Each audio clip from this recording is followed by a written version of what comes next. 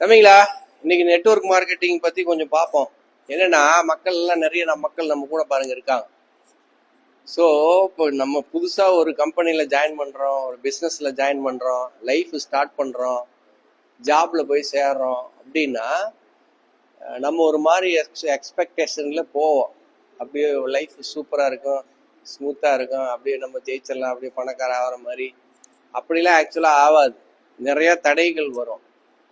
So இன்னைக்கு நம்ம என்ன பண்ணுவோம், நம்ம கூட இருக்கிற பசங்கள்லாம் கேட்டு பார்ப்போம். ப்ரெசென்ட் என்ன சுச்சுவேஷன், என்னெல்லாம் தடை இருக்குன்னு கேட்போம். முத்துக்குமார் என் பேருங்க சார்.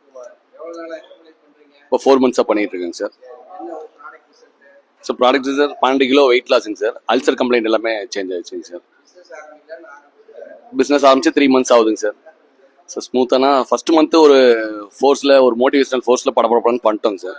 அடுத்த ஒரு 3 months தான் பார்க்கும்போது இதுக்குள்ளேயும் அப்பப்போ சின்ன சின்ன தடைகள் இருக்குங்க சார். பட் அது ஒரு பெரிய இதாக இல்லை.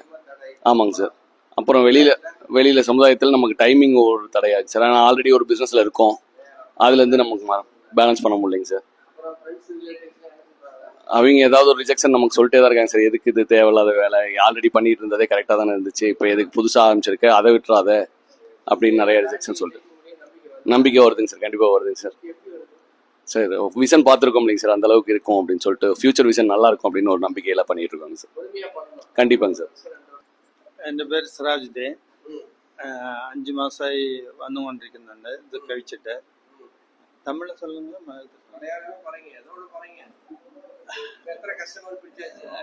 കസ്റ്റമർ തടി ഒരു 15 കിലോ കുറച്ചിട്ടുണ്ട്. 15 കിലോന്റെ അടുത്ത് 14 ചില്ലറ. കസ്റ്റമർ കിട്ടി. 1 2 3 5 പേര് കിട്ടി.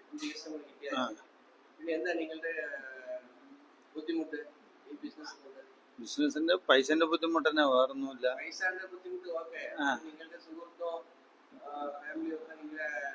ഏഗ്നസ്റ്റ് പറഞ്ഞിട്ടുണ്ടായിരുന്നു. അപ്പൊ അവര് ഒന്നും പറയാനും പറ്റണില്ല. അവര് കുഴപ്പമില്ല, നന്നായിട്ടുണ്ട് പറയുന്നുണ്ട്.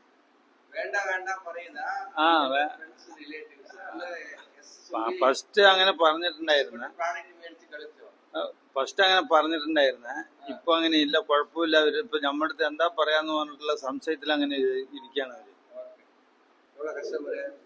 சார் 3 பேர் இருக்காங்க சார். 3 பேரா? ஆமாம் சார்.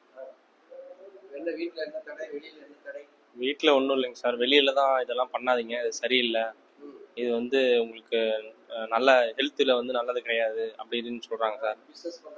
பிஸ்னஸ் பண்ணுறதுக்குமே வந்து இதில் போகாதீங்க, நீங்கள் படித்த ரிலேட்டட்லேயே பண்ணுங்க அப்படின்னு சொல்கிறாங்க சார்.